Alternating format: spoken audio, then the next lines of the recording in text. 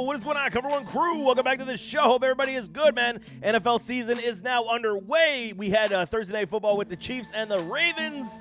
Had a good finish, but what are we talking today? It's back boomer bust. We're talking players predicting who is going to boom, who is going to bust this week as we get into week one of the NFL season. Full string. We got Friday contest between the Green Bay Packers and those Philadelphia Eagles as well. Do me a favor, smash that like button. And I also got start sit for you guys on Saturday, so stay tuned for that as well. Any comments, questions, throw them in the comments. I will definitely get back to y'all. But let's start off with running backs. Joe Mixon. Houston Texans, Mixon had 70.59% on the boom rate last year, taking his talents to the Houston Texans.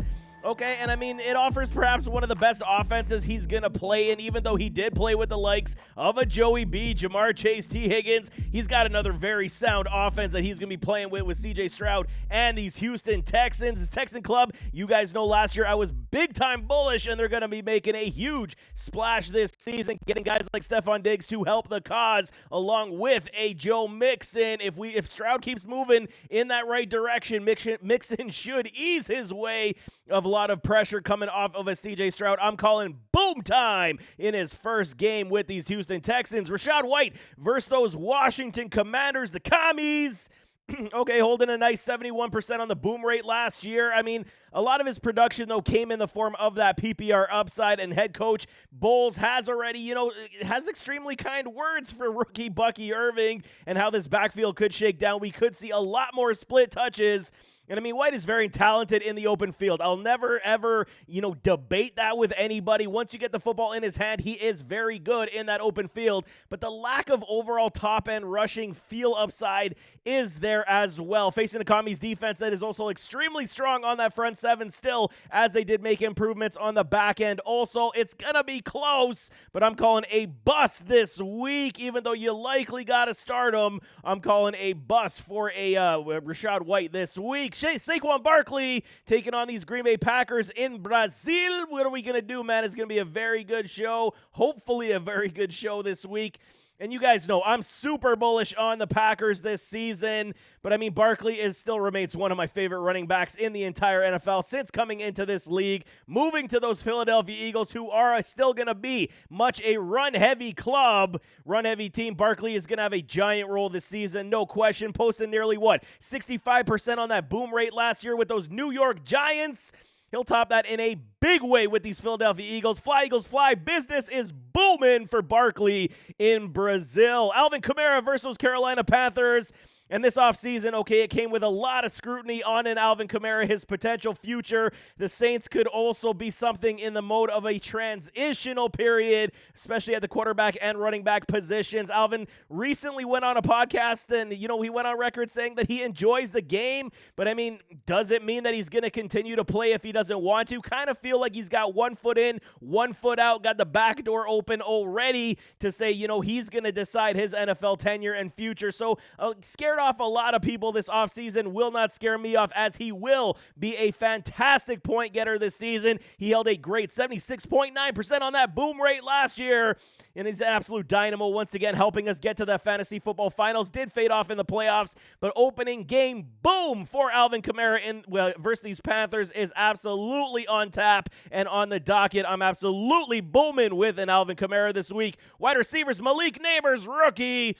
Okay, and we know this rookie class absolutely absurd with potential generational talent. We saw it last night with an Xavier Worthy. And you guys know Worthy was my 4th-ranked wide receiver coming out of this draft class. And for purpose and reason. Giants, they got Malik Neighbors, and he should have an absolute fabulous career here in New York. But they do have a problem, because it is Danny Penny's Daniel Jones. He could bring much struggle to this pass game. And should it happen this week, we will see. Neighbors' script should be extremely high with a lot of target share, because they're going to want to see what this rookie can do. Neighbors should erupt versus a subpar Viking secondary. Yes, they got a Stephon Gilmore sign, but he's on the latter stages of his career as well.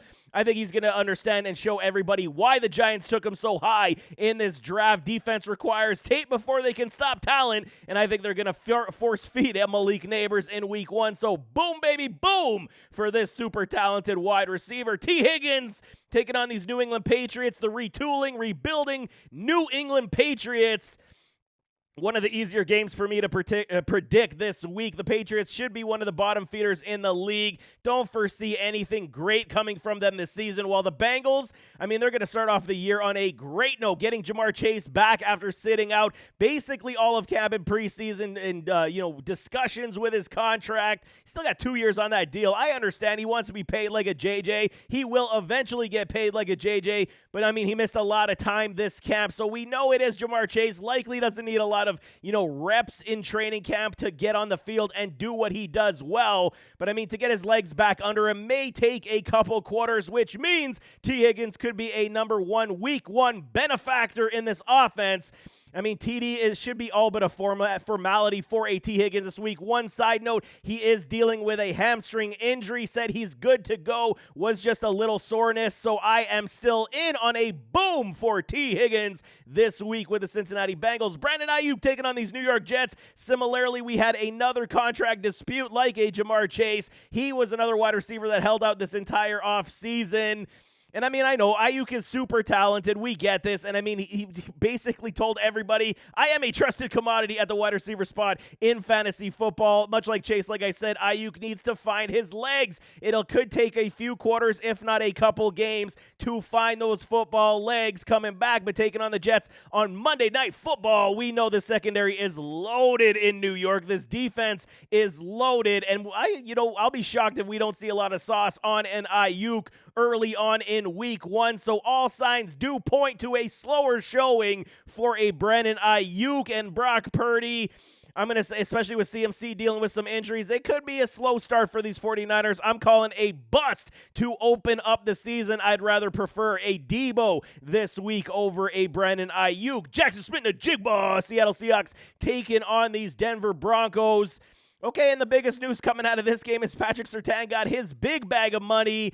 And he's absolutely deserving of it. So likely going to shadow somebody like a DK Metcalf for most of this contest. DK is likely ready to have one of his best seasons as well. But the transitional phase and period for the Seattle Seahawks when it comes to Tyler Lockett and JSN is definitely poised to take a large leap in production. Jackson Smith-Njigba, I'm telling y'all, man, he could eventually be one of the best route-running wide receivers in this league. He is so good, and you've heard his homeboys like Garrett Wilson and Chris Olave CO2 talk up the supreme talents of a JSN, and I have never wavered as well. With Tyler Lockett's role kind of moving toward diminishing this year, he is also dealing with a leg injury. Tyler Lockett is. This has all the signs for a JSN to be that secondary supportive wide receiver and eat big in this contest. Yes, he only earned 17% on the boom rate last year. Will not scare me off at all. I'm starting off the season booming in 2024 for a JSN. Tight end time, Dalton Kincaid. Bills Mafia taking on these Arizona Cardinals.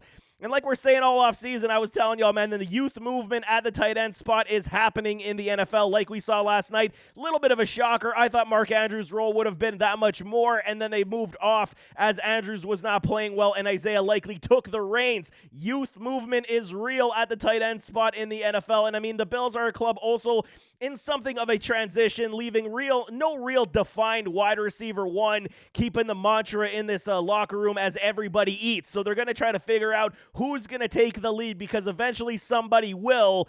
And altering the path to use the tight end much more in this offense, having the guy like Kincaid, using that high-end draft capital last year to get him, he could wreak havoc in a very big way, reminiscent of how the Chiefs used a Travis Kelce early on with a Patrick Mahomes. I will not be shocked if it is a similar storyline, putting up sound rookie stats, but only 37% on that boom rate. It wasn't great for a Kincaid last year.